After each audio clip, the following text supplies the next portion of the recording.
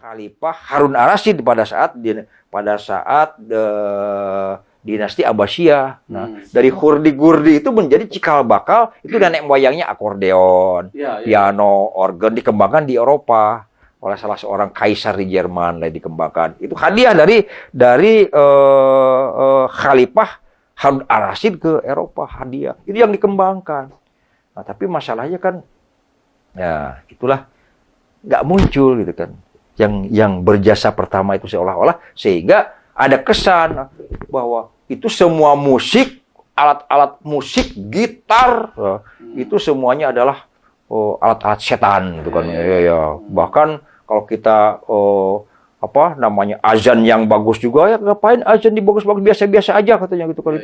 Itu kan nada-nada setan gitu kan. Nah, padahal hadis Nabi mengatakan bahwa Quran juga harus dilakukan didendangkan dengan indah. Jayyinu Qur'anu bi aswatikum, hiasilah Quranmu dengan suara yang indah. Laisa minni malam yataguna bil Quran, bukan umat kami kalau tidak mendendangkan Quran. Nah, makanya sekarang muncul kan ada murotal, ada mujawad, ada bayati, ada hijaz yang begitu indahnya luar biasa dan nggak bisa ditiru. Nggak bisa ditiru oleh ulama-ulama dari barat. Bahkan ditulis pun susah. Ditulis pun susah gitu kan. Nah, itulah yang namanya memang nagom itu. Jadi jauh nagom sama nadom lain. Ya. Kalau nadom, orang yang nyanyi itu harus patuh. Harus patuh kepada iringan musik nadom. Kalau dia tidak patuh kepada iringan musik, baik nada dasar maupun iringannya, dia akan salah gitu kan. Kamu kok nggak ngikuti musik. Tapi kalau nagom, itu musik yang harus diikuti, harus taat kepada ini. Kalau seandainya Quran ini bisa diiringi musik, ya musiklah yang harus diikuti, harus patuh kepada nagom, sehingga akhirnya ya tidak bisa diikuti oleh musik. Itu nagom itu, meskipun ada notasinya bisa ditulis, bisa ditulis, mau hijaz, mau bayati, mau nahawan, mau soba, mau sikah, ya. Itu semuanya bisa kita tulis gitu kan. Bisa pakai nada itu. Bisa pakai nada, jadi hafal bisa ya. Tapi tidak akan pernah bisa diiringi oleh musik. Karena ini ada mujizat Quran gitu kan. Ini bisa diimprov nggak yang begitu-begitu itu? Seperti ada. Nagom itu ada improvnya juga. Ada improv. Tapi kan beda kalau jiharkah, kemudian sikah, soba itu berarti nadanya di mayor.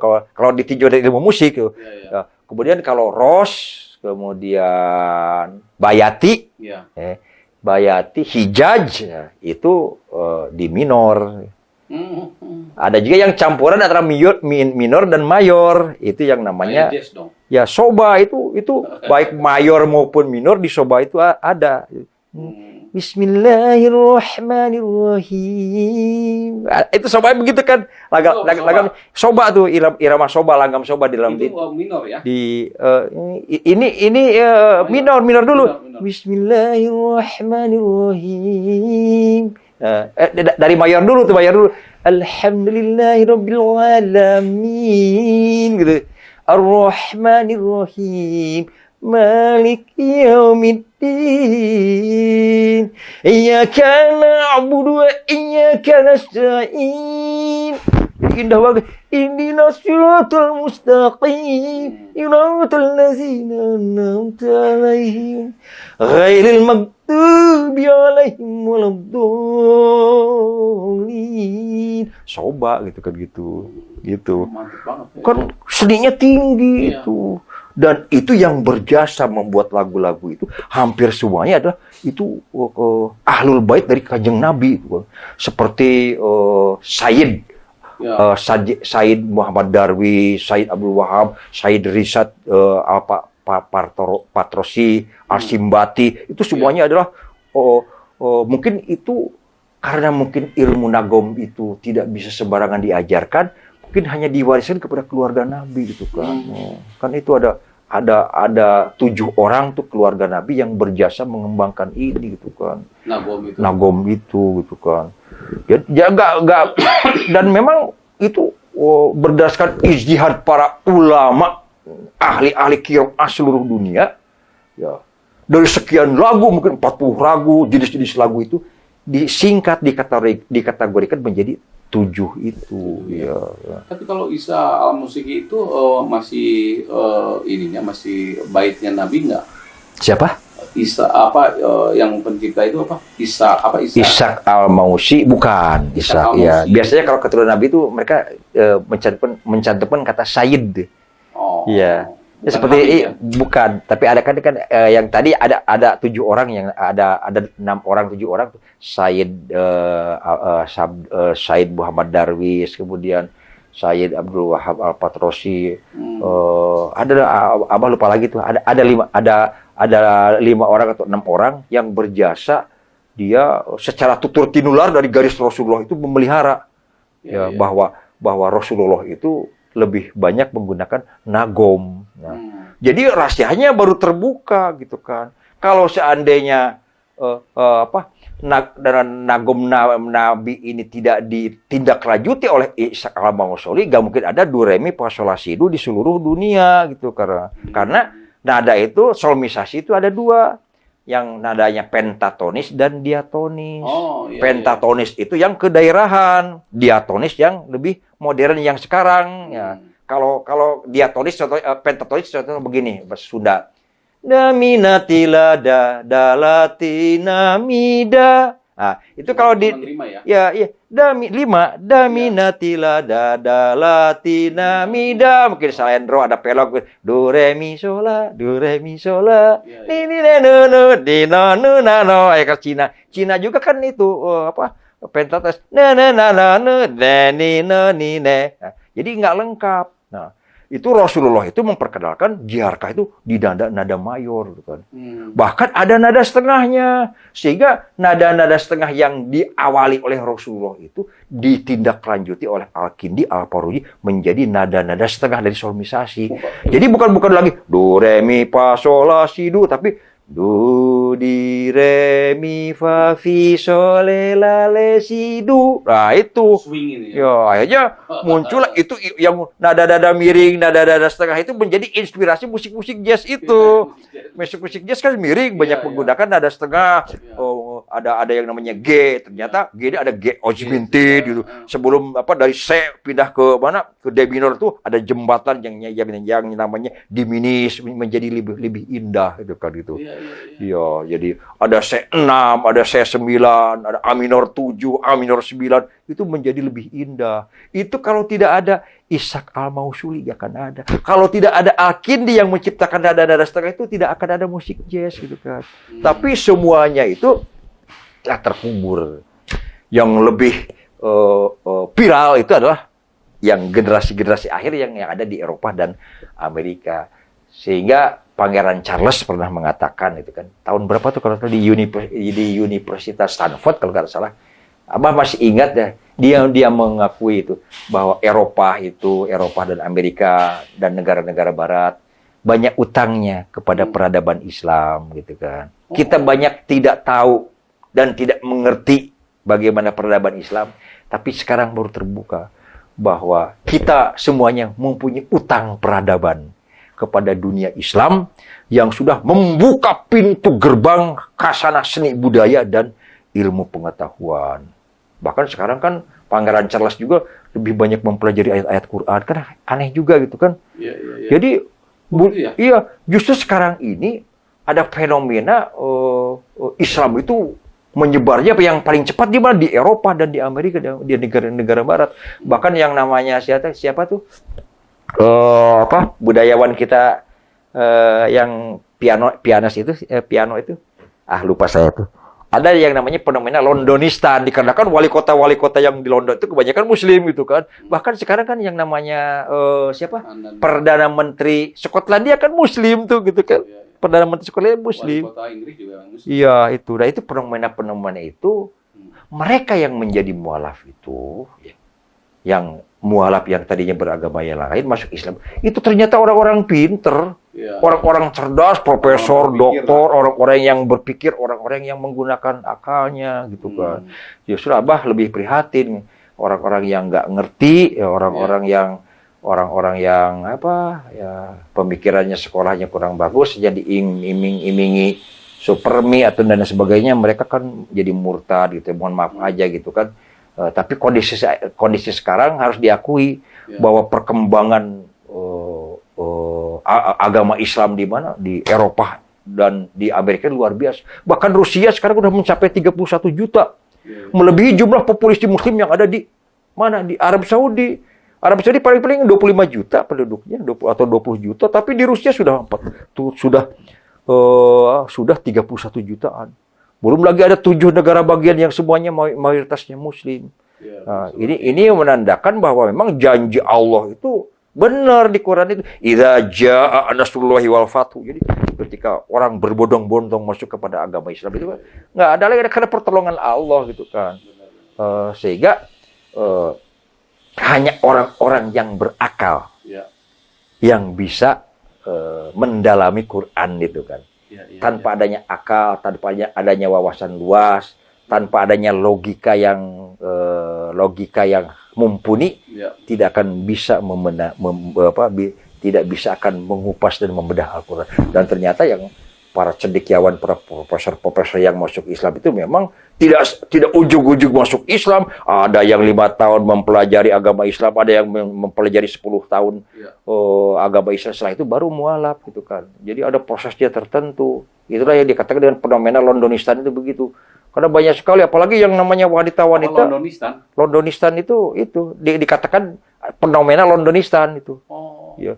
Coba lihat kalau Kang Dani pernah ke London, itu wanita-wanita bule itu, orang yang asli, orang-orang yang Inggris berjilbab semuanya gitu kan, luar biasa gitu kan.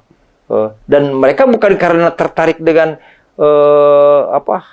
dengan pakaiannya, karena mereka memang mendalami gitu, mendalami Islam, apalagi setelah terjadinya teroris itu, bom teroris itu, apa sih Islam ini, apa benar dia teroris ini adalah orang-orang kejam yang suka membunuh, nyawa tidak berharga begitu. Akhirnya mereka pada belajarlah kitab Quran. Ternyata bukan begitu gitu kan.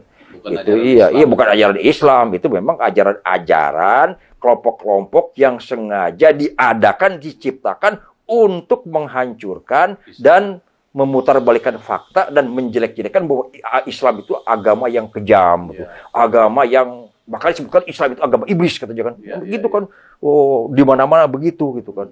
Nah itu sekarang dengan adanya keterbukaan, akhirnya ya semuanya bisa tahu. Pangeran Charles mengatakan kita punya utang kebudayaan kepada budaya Islam yang sudah membuka pintu gerbang terbukanya ilmu pengetahuan dan teknologi di dunia itu kan. Jadi awal pertamanya itulah.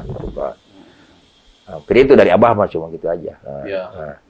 Intinya gini, industri musik yang sekarang yang menjadi mata pencarian semua orang, yang bisa memberikan nafkah dan memberikan kehidupan kepada semua orang, itu khususnya di dunia industri musik itu harus berterima kasih. Ya. Jadi kalau begitu bahwa musik itu sebenarnya mula-mula berasal dari Nabi Muhammad SAW dong. Yang menyempurnakan lah. Dari awal juga kan di Mesir juga sudah ada musik. Tahun 5.000 tahun sebelum Masehi juga sudah ada musik. Ada nada-nada begitu. Gimana? Ada juga mungkin tahun zaman Sumeria sudah ada musik, tapi nadanya masih pentatonis yang Abah katakan tadi. Jadi nada-nada kedaerahan, nada-nada wilayah. Bisa masuk tadi yang begitu itu nada-nadanya. Bisa masuk gimana maksudnya? Masuk ke alat musik segala macam. Ya, dengan alat musik itu, alat musik diatonis yang lengkap notasinya, musik irama apapun diatonis atau musik yang irama dari yang pentatonis itu semuanya bisa dirangkum di diatonis itu. Masuk ke diatonis. Ya, jadi artinya bahwa musik kan kalau pentatonis itu lebih banyak ke minor, ada juga yang mayor tapi nggak lengkap, do re mi sol la gitu, ada yang lengkap. Tapi kalau diatonis itu yang mayor pun bisa diminorkan gitu kan. Ya mayor bisa diminorkan, minor bisa dimayorkan itu. Jadi dia lebih fleksibel. Jadi do re mi fa sol la si do. Nah, kalau diminorkan jadi la si do re mi fa sol la. Jadi la si do re mi fa sol la itu diminorkan gitu kan. Jadi begitu fleksibelnya. Nah, itu harus berterima kasih ke Jiharkah Rasulullah yang banyak dengan nagom dalam nada mayor itu kan. Bahkan ada nada setengahnya itu dua itu kan ya. Jadi kalau Abah tadi katakan tadi, kalau kita tulis ternyata semuanya itu bisa terangkum dalam do re mi fa sol la si do yang nagom yang Jiharkah tadi itu. Iya. Itu bisa ke ini ya, ke elaborate ya itu. Ke elaborat ya itu apa namanya Jiharkah itu dengan do re mi fa sol la si do itu. Iya, terangkum semuanya. Bisa terangkum. Terangkum. Memang mungkin ada juga Jiharkah itu kan bukan hanya satu jenis. Ya. Ada yang Jiharkah tipe ini tingkatan 1, level 1, level 2, level 3, level 4. Ya. Artinya kayak nahawan yang dasar, yang nadanya datar, rendah, tinggi, makin tinggi yang namanya istilahnya seperti bayati jawab, bayati jawabul jawab gitu, ada yang itu makin lama lebih tinggi gitu kan gitu. Iya. Dan kenapa gitu kan? Kenapa dalam ada musabaqah tilawah Quran, betapa indahnya coba yang ngaji yang mujawad, yang musabaqah, luar biasa naik tinggi melengking, nggak ada yang bisa itu kan itu. Iya, benar. Dan bisa ini nggak bisa terelaborate nggak dengan itu, dengan nada-nada itu tuh yang seperti ngaji itu kan tinggi sekali tuh seperti musabaqah itu. Ya itu memang nggak bisa diikuti lah. Ilmu musik nggak bisa mengikuti itu ya. Mujizat seni Quran itu nggak bisa. Dia kan nggak bisa. Kalau musik itu kan namanya musik dadom itu yang itu kan harus tepat kepada ketukan, drum harus ketat. Di luar dia menyimpang di ketukan, wah jelek, dia salah gitu kan.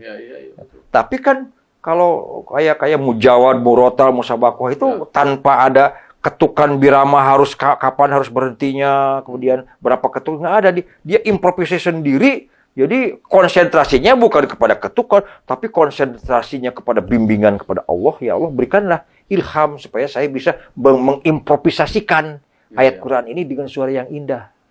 Suara yang indah ini, ya Allah, aku persembahkan kepadamu, ya Allah, gitu kan. Tapi tanpa musik pun itu udah enak didengarnya. Wih, lebih merinding banget gitu kan. Iya. Bahkan seperti yang namanya Mustafa Ismail, kemudian ada yang Abdul Somad Basit yang dari Mesir itu kan, atau Umi Kulsum. Itu kalau dia ngaji ada orang-orang tokoh-tokoh murad al-mujawab itu sedang menagomkan Quran, itu seperti ada suara yang datang dari langit katanya. Suara yang datang dari langit saking merindingnya gitu kan. Dia berubah menjadi gak dikenal lagi. Jadi suara dia tuh udah gak dikenal lagi. Kayak suara yang dari langit, kayak suara malaikat. Saking dia mendalami ilmu hikmah ini ya, sehingga orang itu kan nggak ada yang terheran-heran, termangu gitu kan, merasakan bagaimana nikmatnya itu orang-orang yang lagi musabaqah, yang lagi mujawad, yang lagi murotal dengan lagu-lagu yang tadi gitu kan. Bahkan beberapa itu mujizat gitu kan, yang namanya seni itu mujizat itu. Karena datangnya dari kolbu. Karena setiap orang bisa. Itu hikmah itu yang namanya. Sehingga ada beberapa, bukan ribuan orang bisa masuk Islam gara-gara mendengarkan azan. Azan bayati, azan ros, gitu. Dia bisa masuk Islam hanya gara-gara mendengarkan azan. Banyak pengakuan hanya gara-gara mendengarkan azan, dia akhirnya tertarik menjadi Islam. Itu nggak bisa dihindari. Memang begitu. Bahkan dikatakan kalau nagom itu tidak semua orang bisa. Mungkin dia mesantren sekian tahun, dia ahli Quran, ahli tafsir, ahli hadis. Tapi belum tentu dia bisa nagom. Karena nagom itu mungkin ilmu hikmah yang hanya diberikan oleh Allah atas izin Allah gitu kan. Mengapa dia dimasukkan sebagai ilmu hikmah kan? Yu'til hikmata may yasha gitu. Jadi yu'til hikmata may yasha, Allah memberikan hikmah kepada siapa yang dikehendaki. Wa may yu'tal hikmata, barang siapa yang diberikan hikmah itu, fakon utiya khairan kasiro. Maka dia akan mendapatkan anugerah yang luar biasa. Wa may yazakaru, tapi tidak bisa semuanya itu. Ila ulil albab. Tapi orang-orang yang sudah mencapai albab. Jadi ulil albab itu bukan orang-orang yang berpengetahuan, tapi kolbunya itu sudah mencapai lub. Lub itu rasa, gitu kan, lub itu. Jadi orang-orang yang memang diridhoi oleh Allah, dia menerima ilmu hikmah yang namanya nagom. Tidak setiap orang, tidak setiap ulama, tidak setiap ustadz itu bisa nagom yang indah. Itu hanya orang-orang tertentu yang dikehendaki oleh Allah. Gitu. Dan syukur alhamdulillah kan Indonesia ini tidak pernah absen. Dalam pertandingan musabakoh tilawatul Quran internasional, musabakoh tilawatul dunia itu selalu mendapatkan nomor. Dan nomor 1, nomor 2, nomor 1, enggak selalu Indonesia. Karena mungkin orang Indonesia itu mempunyai rasa seni yang tinggi daripada negara-negara lain orang Indonesia itu. Bahkan beberapa imam di Masjidil Haram di abad-abad ke-8 itu ada 4 orang imam yang di Masjidil Haram itu orang Indonesia, ada yang dari Banten, ada yang di Palembang, ada yang dari Banjar, ada yang Minangkabau gitu kan. Itu mereka menjadi imam masjid saking suaranya yang begitu indah gitu kan. Nah, sehingga kalau dikatakan bahwa seni itu adalah haram, ya aduh ya Allah, ini kan dia tidak mengerti sejarahnya. Nah, karena Quran itu penuh dengan seni itu kan. Hurufnya, kaligrafinya seni. Diucapkan, didendangkan dengan seni. Kok juga bahwa dikatakan seni, bahwa gitar itu alatnya setan, aduh ya nauzubillahi min dzalik gitu kan. Dan sifatnya menjadi rahmatan alamin gitu. Jadi yang do re mi fa sol la si do yang diciptakan oleh Al-Mausi yang terinspirasi oleh nagom jiharkah Rasulullah itu sekarang menjadi rahmatan lil alamin. Mau orang Kristen, mau orang Hindu, mau orang Islam, mau orang jahat, orang baik, semuanya menikmati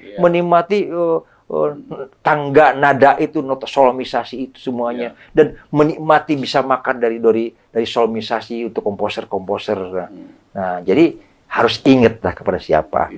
Ulah lali karena purwa daksina. Jangan lali kepada orang-orang yang berjasa. Penyanyi ini menjadi terkenal. Terkenal. Tapi dia lupa siapa yang menata musiknya. Lupa siapa yang menciptanya. Dia merasa paling hebat. Gitu kan. Kalau dia nggak ada yang menata musik, menyusun musik. Gitu. Abah kerjaannya kan dulu di label itu bikin musik. Gitu kan. Bikin musik. Gitu kan. Menyusun menata musik. Menciptakan lagu di belakang ya. Nah, kalau tidak ada penciptanya, dia nggak mana bisa gitu kan. Sehingga ya harus banyak bersyukur tuh begitu gitu kan. Ya. Jadi itulah mungkin dari Abah bahwa nagom Quran itu menjadi pintu gerbang musikalisasi dunia. Gitu. Semoga tercerahkan semuanya dengan penjelasan Abah ini, Bah, dan bermanfaat ya bagi kita semua yang tadinya kita tidak tahu, tidak mengetahui, gelap sama sekali. Sekarang ini sangat cerah sekali dengan ada penjelasan dari Abah ini. Dan ini mungkin tidak terlalu banyak orang yang bisa mengupas ini. Mungkin ada, ya, tapi tidak terlalu banyak lah yang bisa mengupas ini. Dan ini mungkin baru satu-satunya kita yang bisa mengupas masalah ini di YouTube ini. Atau mungkin karena orang hanya bisa mengajarkan secara tutorial saja untuk musik ini. Bah, hatur nuhun atas segala penjelasannya. Apakah Abah ada yang mau disampaikan yang terakhir, Bah? Ya, yang Abah ingin sampaikan kepada generasi muda Islam gitu kan, khususnya mulailah belajar memperindah Al-Quran dengan suaramu yang indah, dengan suaramu yang bagus. Jangan memakai suara kekeledai. Perindah Al-Quran dengan suaramu yang indah. Juyina Quran bi aswatikum. Jadi perindah lah gitu. Itu adalah seni religi, seni ilahi yang begitu tinggi, yang sebetulnya itu adalah mujizat ke-Quran. Mujizat Al-Quran itu menghasilkan berbagai macam ilmu pengetahuan yang luar biasa. Ribuan ilmu pengetahuan bisa diciptakan dari Al-Quran itu. Belajarlah kalian gitu kan. Atur nun, Bah. Oke, pemirsa Asgar Jaya TV, itulah yang bisa disampaikan pada podcast hari ini. Mudah-mudahan bermanfaat untuk kita semua. Dan terima kasih. Assalamualaikum warahmatullahi wabarakatuh. Waalaikumsalam warahmatullahi wabarakatuh.